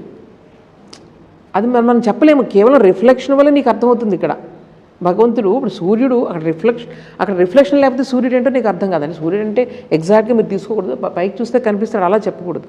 ఒకవేళ అంటే భగవంతుడు కూడా ఈ రిఫ్లెక్షన్ ఉంది కాబట్టి, మేనిఫెస్టేషన్ ఉంది కాబట్టి భగవంతుడు ఉన్నారని అర్థమవుతుంది మనకి. సో అన్నీ తీసేసినప్పుడు ఏది ఉందో అదే ఉంది, ఇది ఉందని చెప్పలేము మనం ఏది. సో ఈ విధంగా ప్రాతిభాసిక సత్యము అంటారు దాన్ని. వ్యావహారిక సత్యము, ప్రాతిభాసిక సత్యము, పారమార్థిక సత్యం అని 3 రకాలు శంకరాచార్యులు వారు చెప్తారు. సో వ్యవహారికం అంటే ప్రతిదీ. ఇప్పుడు ట్రాన్సాక్షన్ లెవెల్లో మనకి ఇది, నేను ఎంతసేపు ఆత్మ అంటే నేను ట్రాన్సాక్ట్ చేయగలను, వ్యవహారం చేయగలను ప్రపంచంతో, చేయలేను కదా. సో ఈ విధంగా ఈ డిఫరెంట్ లెవెల్స్ ఉంటాయి. పారమార్థిక సత్యం, ప్రాతిభాసిక అంటే రిఫ్లెక్టెడ్ జీవాత్మ లెవెల్లో నువ్వు ప్రాతిభాసిక సత్యం. పారమార్థిక లెవెల్ అంటే you are one with God, no separation at all. So ఈ విధంగా మనకు ఈ రియాలిటీ అనేది నెమ్మదిగా అద్వైత భావాన్ని తీసుకొస్తారనమాట. సో అక్కడ మనిషి ఒక జడ పదార్థం అంటే ఈ యొక్క గ్రాస్ స్థూల శరీరం నుంచి తీసుకొచ్చి, స్వామీజీ ఎక్కడ తీసుకొచ్చారు చూడండి, తీసుకొచ్చి ఒక్కసారే హయ్యెస్ట్ అనమాట, you are one with God, అద్వైత భావం. సో ఇవన్నీ ఏంటండి, ఇవన్నీ వీళ్ళందరూ కూడా వాదించేవారు ద్వైత భావమే కరెక్ట్ అని, అద్వైత భావం తప్పని ఒకరంటే వాళ్ళు వాదోపవాదాలు చేసుకునేవారు. శ్రీరామకృష్ణులు ఏం చెప్పారు? 3 కూడా డిఫరెంట్ స్టేజెస్ అని చెప్పారు. ద్వైతం నుంచి ప్రతి వాళ్ళ జీవితంలో అది ఏర్పడుతుంది. అది ఎంత చక్కగా వాటిని కోఆర్డినేట్ చేశారు చూడండి శ్రీరామకృష్ణులు. వాళ్ళ ముగ్గురు చెప్తున్నది కరెక్టే, ఎవరి స్థాయిలో వాళ్ళకి కరెక్టే. ఆ 3 సిద్ధాంతాలు కూడా మన జీవితాల్లో అవి మనం చూసుకోవచ్చు. అలాగని చెప్పేసి ఇప్పుడు ద్వైత భావంలో నీకు తక్కువ ఎక్స్పీరియన్స్ భగవంతుడి గురించి, అద్వైత భావంలో ఎక్కువ ఎక్స్పీరియన్స్, అలా ఏం రాదు. ద్వైత భావంలో కూడా శ్రీకృష్ణుని తలుచుకొని సమాధిలోకి వెళ్ళిపోయిన వాళ్ళు ఉన్నారు, అమ్మవారిని తలుచుకొని సమాధిలోకి వెళ్ళిపోయే వాళ్ళు ఉన్నారు. సమాధిలో ఆనందం ఇందులోనూ కలుగుతుంది, అందులోనూ కలుగుతుంది. భక్తి అంటే తక్కువ, జ్ఞానం అంటే ఎక్కువ, అలా ఏం లేదు. అది నువ్వు ఎంజాయ్ చేయి, నీకు భక్తి భావం కావాలంటే ఎంజాయ్ చేయి. మనకి రామకృష్ణ ఆర్డర్లో anything is no problem, allowed. నీకు భక్తి ఎక్కువ ఉంటే ఎక్కువ పూజలు చేసుకో, ప్రాబ్లం ఏం లేదు. నీకు లేకపోతే నువ్వు అసలు గుడికే రావద్దు, నో ప్రాబ్లం. నీకు ఎందులో ఆనందం కలుగుతుందో అందులో చేయి. రెండిట్లో కూడా ఇంటెన్సిటీ ఆఫ్ ఫీలింగ్ అండ్ ఎక్స్పీరియన్స్లో ఏమీ తేడా ఉండదు. సో ద్వైత భావంలోనే ఉండొచ్చు. ఫస్ట్ మనం ద్వైత భావంలోనే ఉన్నాం. శ్రీరామకృష్ణులు ఇంకా చక్కగా విడమరిచి చెప్పారు. ఎలా అంటే నీకు ఈ బాడీ కాన్షియస్నెస్ ఎప్పుడైతే ఉందో, నేను బాడీని అన్న భావం నీలో ఉందో, అప్పుడు నువ్వు ద్వైత భావమే కరెక్ట్ నీకు. నాకు చాలా ఐడెంటిఫికేషన్ ఈ బాడీతో అండ్ నా ఈగోతో, నేను అద్వైతం అని చెప్పకూడదు. ద్వైత భావంలోనే ఉండి ఎవరినో ఒక నువ్వు భగవంతుని పెట్టుకొని నువ్వు పూజించుకుంటూ ఆయన నా తండ్రిగానో తల్లిగానో ఆరాధించుకుంటూ ఉండడమే కరెక్ట్ అనమాట. అద్వైతం అన్నది ఉంది కానీ నువ్వు ఆ స్టేజ్లో లేవు ఇంకా. అది మనం తెలుసుకోవాలి. ఊరికే మనం వేదాంతం ఎప్పుడు మాటల్లో చెప్పడం అనేది చాలా అబ్సర్డ్గా ఉంటుంది. అది చెప్పేవారు. సో మన నెక్స్ట్ స్టేజ్లో ఏమవుతుంది, ఇంకా నాకు ఈ పూజలు అవసరం లేదు, నేను భగవంతుడిలో ఒక భాగాన్ని, నేను భగవంతుని ఒక అంశ అని ఫీల్ అవుతూ ఉంటాం. ఇప్పుడు అక్కడ కూడా నువ్వు కావాలంటే పూజలు చేసుకోవచ్చు, ప్రాబ్లం ఏం లేదు. ఈవెన్ అద్వైతంలో కూడా నువ్వు పూజలు చేసుకోవచ్చు, ఏం ప్రాబ్లం లేదు. ఎందుకు శంకరాచార్యులు వారు చేయలేదా? ఎన్ని చోట్లకి వెళ్ళి యంత్రాలు స్థాపించారు, గుళ్ళు స్థాపించారు, ఎన్ని రకాలు చేశారు. డిఫరెంట్ స్టేజెస్లో ఉన్నవి ఇవన్నీ కూడా. కానీ ప్రతి స్టేజ్లో కూడా మనం ప్రతి దాన్ని కూడా ఉపయోగించుకోవచ్చు. ఇక్కడ ఇంటెన్సిటీ ఆఫ్ ఫీలింగ్, భావం ఏదైతే గంభీరంగా ఉంటుందో అది ఇంపార్టెంట్ తప్ప ఇదంతా కాదు. సో ఇవన్నీ కూడా ద్వైతం నుంచి విశిష్టాద్వైతం మన లోపల, ఒక సాధకుని లోపల వచ్చేటువంటి డిఫరెంట్ దశలు ఇవన్నీ కూడా. నువ్వు అద్వైత భావాన్ని రీచ్ అయ్యి మళ్ళీ ఇక్కడ ద్వైత భావంలోకి వచ్చి పూజ చేసుకో. అంతకుముందు నువ్వు చేసే పూజ కన్నా చాలా నీకు ఇంటెన్సిటీ ఆఫ్ ఫీలింగ్ ఎక్కువ ఉంటుంది. ఎందుకంటే అక్కడ ఎవరికైతే పూజ చేస్తున్నావో ఈ రెండింటికి తేడా లేదు అసలు. అప్పుడు భావం ఎలా ఉంటుంది, ప్రేమ పెరిగిపోతుంది. శ్రీరామకృష్ణుడు అలా చేశారు. అందుకే ఆయనకు రాతి విగ్రహం కూడా చైతన్యమయం అయిపోయింది. ఎందుకంటే ఆయన చైతన్యం కాబట్టి లోపల. సో ఇవన్నీ చూడండి, హైట్ ఆఫ్ ఎక్స్పీరియన్స్ అనమాట. ఇకపోతే మనకు గోపికలు ఉంది, ఘట్టం ఉంది కదా, రాసలీల. రాసలీల మీరు బయట వాళ్ళు ఎవరైనా చదివితే బయట చాలా వెకిలిగా దాని మీద చేస్తూ ఉంటారు, కామెంట్స్ చేస్తూ ఉంటారు. కానీ దాని యొక్క నిజమైన తత్వం కేవలం సమాధి కలిగిన వాళ్ళకి తెలుస్తుంది. అది ఈ రాసలీల వెనుకున్న తత్వం ఏంటంటే వాళ్ళందరూ కూడా హైలీ సమాధి కలిగినటువంటి ఋషులు. వాళ్ళందరూ కూడా ఆ ఋషులు ఈ దైహిక సుఖాన్ని భగవంతునితో కావాలి, ఆనందాన్ని కావాలని వాళ్ళు కోరుకున్నారనమాట. కానీ వాళ్ళందరి మైండ్ ఎక్కడుందనమాట, సహస్రారంలో, శ్రీకృష్ణ పరమాత్మ సహస్రారంలో ఉండి రాసలీల చేశారని చెప్పేసి. ఇవన్నీ కూడా చాలా డీప్ అనమాట. మానవ శరీరంతో ఎంత హైట్ ఆఫ్ ఎక్స్పీరియన్స్ మనం పొందొచ్చు అన్నది. సో ఈ విధంగా ఏంటంటే మన హిందూ ధర్మాన్ని అర్థం చేసుకోవడం చాలా కష్టం. జస్ట్ ఏదో ఒక పుస్తకం చదివి చెప్పేది కాదు ఇది. నీకు లోపల ఆ పవిత్రత పెరిగే కొద్దీ కూడా ఈ ఎక్స్పీరియన్స్ లెవెల్ కూడా అలా పెరుగుతూ ఉంటుందన్నమాట. సో చాలా అద్భుతం ఇది. అందుకని మీరు అందరూ కూడా స్టడీ చేయండి. ఈ ఫిలాసఫీస్ అన్నీ కూడా మనకు ఈ తత్వశాస్త్రం అంతా కూడా ఈశ్వర జీవ జగత్ ఈ మూడిటి గురించి చెప్తాయి. అది చెప్తూ స్వామీజీ ఏం చేశారనమాట, ద్వైతం, అద్వైతం, విశిష్టాద్వైతం మూడు చెప్పుకుంటూ వచ్చి ఆ హయ్యెస్ట్ ఎక్స్పీరియన్స్ అనేది మనకి ఇక్కడ పరిచయం చేశారనమాట. చాలా అద్భుతమైనటువంటి లెక్చర్ ఇది. అంటే అంతా ఒక జిస్ట్లో తీసుకొచ్చేసారు స్వామీజీ, మొత్తం ఒక చిన్న లెక్చర్లోకి. ఏమైనా ప్రశ్నలు ఉన్నాయా?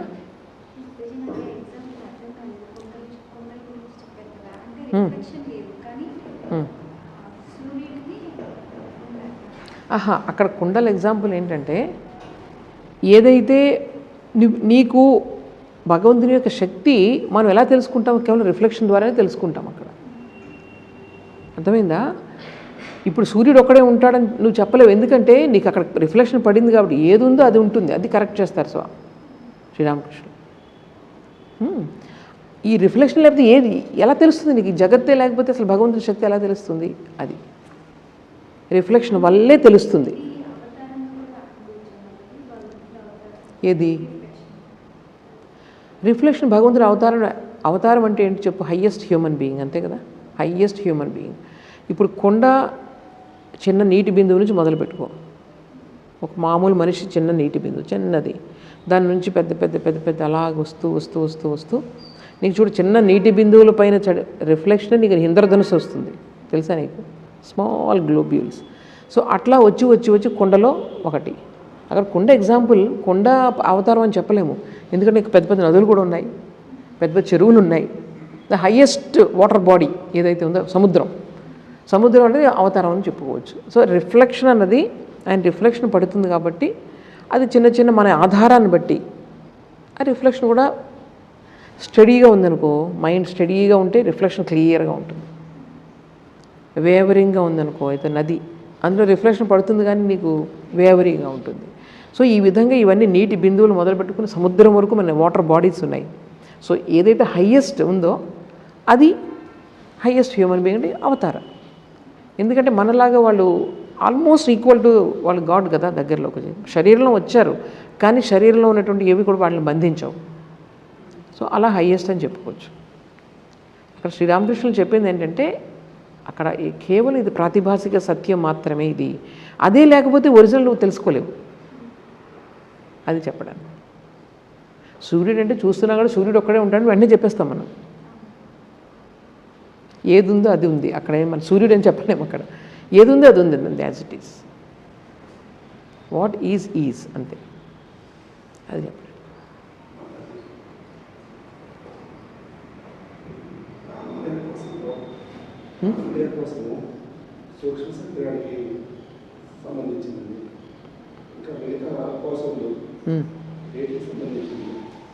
ప్రాణమయ కోశం అన్నది సూక్ష్మ శరీరం అని అలా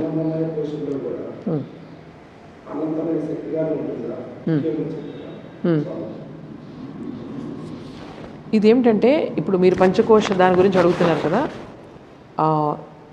నేను ఇందాకే చెప్పాను పంచకోశాలంటే 5 కోశాలు, అన్నమయ, ప్రాణమయ, మనోమయ, విజ్ఞానమయ, ఆనందమయ. ఇందులో మీరు శరీరాలని శరీరత్రయ విచారణ అంటారు వీటిని, శరీరత్రయ పంచకోశ విచారణ, శరీరత్రయ విచారణ, ఇవన్నీ కూడా మెడిటేషన్స్ అనమాట. దాని మీద మనం కాన్సన్ట్రేట్ చేసినప్పుడు దాని యొక్క తత్వం మనకు తెలుస్తుంది. పంచకోశాలు కొంతమంది ముందుకెళ్ళారు దాన్ని ఆలోచిస్తూ, అలాగే ఈ శరీరత్రయం అంటారు, సూక్ష్మ స్థూల కారణ శరీరాలు, వీటితో ముందుకెళ్ళారు కొంతమంది జాగ్రత్త స్వప్న సుషుప్తి అవస్థాత్రయం అంటారు, వీటితో ముందుకెళ్ళారు. మీరు ఏదో ఒకటి ఆధారంగా చేసుకొని మీరు అనలైజ్ చేసినప్పుడు మీకు ట్రూత్ అనేది వస్తుంది. సో ఈ పంచకోశ విచారణలో మొట్టమొదటిది స్థూల శరీరం, శరీరానికి మనం చేసుకున్నప్పుడు స్థూల శరీరం. తరువాత సూక్ష్మ శరీరంలో 3 కోశాలు ఉంటాయి. అవేంటవి? ప్రాణమయ అంటే ఎనర్జీ, మనోమయ మైండ్ థాట్స్, తర్వాత విజ్ఞానమయ ఈజ్ డెసిసివ్ ఫ్యాకల్టీ. డెసిసివ్ అంటే ఏదైతే మనకి ఇది చేయొద్దని చెప్తుందో అక్కడ ఈగో కూడా కనెక్ట్ అయి ఉంటుంది. సో ఇవి 3 కూడా సూక్ష్మ శరీరం. డెత్ వచ్చినప్పుడు ఇది ఒకటే పోతుంది, అన్నమయ కోశం ఒకటే పోతుంది, స్థూల శరీరం ఒకటే పోతుంది, మిగిలిన అంతా ఇంటాక్ట్గా ఉంటుంది. సో ఇదంతా దీంతో కారణ శరీరం కలిసి బయటకు వచ్చేస్తుంది. అర్థమైందా? ఈ కారణ శరీరం కూడా అనంతమైన శక్తి ఉంటుంది. ఎందుకంటే ఈ సమిష్టి కారణ శరీరాన్ని భగవంతుడు అంటారు. అంటే ఏంటనమాట, మన యొక్క ఈ సీడ్స్ అంతకుముందు జన్మల్లో ఉన్నటువంటి సంస్కారాలు అన్నీ కూడా బీజ రూపంలో ఈ ఆనందమయ కోశంలో ఉంటాయి. అంటే అది సీడ్ లాంటిది అనమాట. దానిని మీరు ఎప్పుడైతే చర్నింగ్ చేస్తారో అది సీక్రెట్స్ అంతా రివీల్ చేసి మీకు ఆ ఎనర్జీ అనేది బయటకు వస్తుంది అనమాట. ఎనర్జీ లోపల కాయిల్ అయిపోయింది అంతా కూడా. సో దానిని అందువల్ల అక్కడ అలాగే ఈ ప్రపంచం కూడా భగవంతుడి నుంచి వస్తుందంటే సమిష్టి ఆనందమయ కోశం లేదా సమిష్టి కారణ శరీరం అది. అందులో కూడా ఈ ప్రపంచానికి కావాల్సిన సీడ్స్ అన్నీ కూడా అందులో ఉంటాయి. శ్రీరామకృష్ణ ఇంకో ఎగ్జాంపుల్ చెప్పేవారు. ముసలావిడన్నీ ఈ సంవత్సరం వచ్చిన విత్తనాలన్నీ కూడా మూటలు కట్టుకుని కుండలో పెట్టుకునేదంట. నెక్స్ట్ ఇయర్కి మళ్ళీ అవన్నీ కూడా వేసుకోవడానికి తీస్తూ ఉండేది. అలాగే ఇదంతా ఈ సమిష్టి కారణ శరీరంలో ఇవన్నీ కూడా స్టోర్ అయి ఉంటాయి అన్నమాట. సమిష్టి కారణ శరీరమే ఈశ్వరుడు, భగవంతుడు. సో ఈశ్వరుడు కూడా సృష్టి లోపలే ఉన్నాడు, గుర్తుపెట్టుకుని. సృష్టి ఆయన. మనం బ్రహ్మ అనే చెప్తాము, ఆయన సృష్టికర్తను ఆయన్నే. బ్రహ్మ విష్ణు మహేశ్వరులు వేరు. ఇక్కడ ఈశ్వర అంటే ఆ మహేశ్వరుడు కాదు, ఇక్కడ ఈశ్వర అంటే గాడ్. సమిష్టి కారణ శరీరం ఈజ్ ఈశ్వర, వేదాంతిక్ టర్మ్స్ అవి. సో ఈ ఈశ్వర జీవ ఈశ్వర, ఈశ్వర జీవ జగత్, ఇవన్నీ కూడా వేదాంతిక్ టర్మినాలజీ. అక్కడ శైవంలో ఉన్నటువంటి మహేశ్వరుడు శంకరుడు అది వేరు, ఇక్కడ ఈశ్వర అన్నది వేరు. సో ఈ సమిష్టి కారణ శరీరం అంటే ఆయనే భగవంతుడు, శక్తి అంతా ఆయనలోనే కదా, ఆయన నుంచి మొత్తం క్రియేషన్ వస్తుంది. అటువంటిప్పుడు మనలో ఉన్నటువంటి ఏదైతే అంశ ఈశ్వరుని యొక్క ఒక భాగం అది ఆనందమయ కోశం. అందువల్ల మీరు ఆనందమయ కోశాన్ని టచ్ చేస్తే మీకు ఎనర్జీ అనేది ఏంటంటారు దాన్ని, అన్కాయిల్ అవుతూ ఉంటుంది. కాయిల్ అయిపోయి అందులో చుట్టుపోయింది. మీకు ఎప్పుడైతే ఆనందమయ శరీరంలో ఉంది ఒక్కొక్కటి రివీల్ అవుతూ ఉంటుంది అనమాట, మీకు అన్కాయిల్ అవుతుంటుంది. అన్కాయిల్ అయ్యే కొద్దీ మీకు సృష్టిలో సీక్రెట్స్ అన్నీ మీకు తెలుస్తూ ఉంటాయి. ఇవన్నీ కూడా మొత్తం ఎప్పటి నుంచో ఉన్న మొత్తం ఇవి సంస్కారాలు ఇవన్నీ కూడా పైకి వచ్చే కొద్దీ దగ్ధమై నాశనం అయిపోతూ ఉంటాయి. ఎప్పుడైతే కాన్షియస్ లెవెల్లోకి వచ్చాయో అవన్నీ దగ్ధమైపోతూ ఉంటాయి. దగ్ధమయ్యి ఆ ఒరిజినల్ పవర్ ఏదైతే ఉందో అది మిగులుతుందన్నమాట. అందువల్ల that is very very very powerful కోశం, అది ఆనందమయ కోశం. అందుకే మనం ప్రతిరోజు రాత్రి నిద్రలో మనం టచ్ చేస్తాం కదా, ఆ టచ్ చేసినందువల్ల ఆ నిద్రలో అంత ఆనందం మనకి. అంటే కారణ శరీరాన్ని మనం టచ్ చేస్తున్నాం అక్కడ అంటే భగవంతుని యొక్క ఆల్మోస్ట్ దగ్గరగా ఉందన్నమాట, పల్చటి లేయర్ అక్కడ. ఇంకా భగవంతుడికి దీనికి ఎంతో తేడా లేదు. అందువల్లే డీప్ స్లీప్లో అంత ఆనందం మనకి. పడుకోవడం అంటే అంత పడుకోవాలి అనుకుంటాం కదా, దానిలో అంత హాయి ఉంది. సో అక్కడ సమిష్టి కారణ శరీరం ఉంటుందన్నమాట. డీప్ స్లీప్లో మనం టచ్ చేస్తాం ప్రతిరోజు. నిద్ర బాగా పట్టే వాళ్ళకి చక్కగా అది అందుకు ఫ్రెష్ అవుతాం మనం. స్వప్నాలతో వస్తూ ఉంటుంది. అది స్వప్నం అంటే ఏంటనుకున్నారు, అదే చెప్తున్నా. మళ్ళీ 3 అవస్థలు: జాగ్రత్త, స్వప్న, సుషుప్తి. ఈ స్వప్నావస్థ అంటే మీరు స్థూల శరీరం సూక్ష్మ శరీరంలో తిరుగుతున్నారనమాట. జాగ్రత్త అవస్థ అంటే స్థూల శరీరం ట్రాన్సాక్షన్.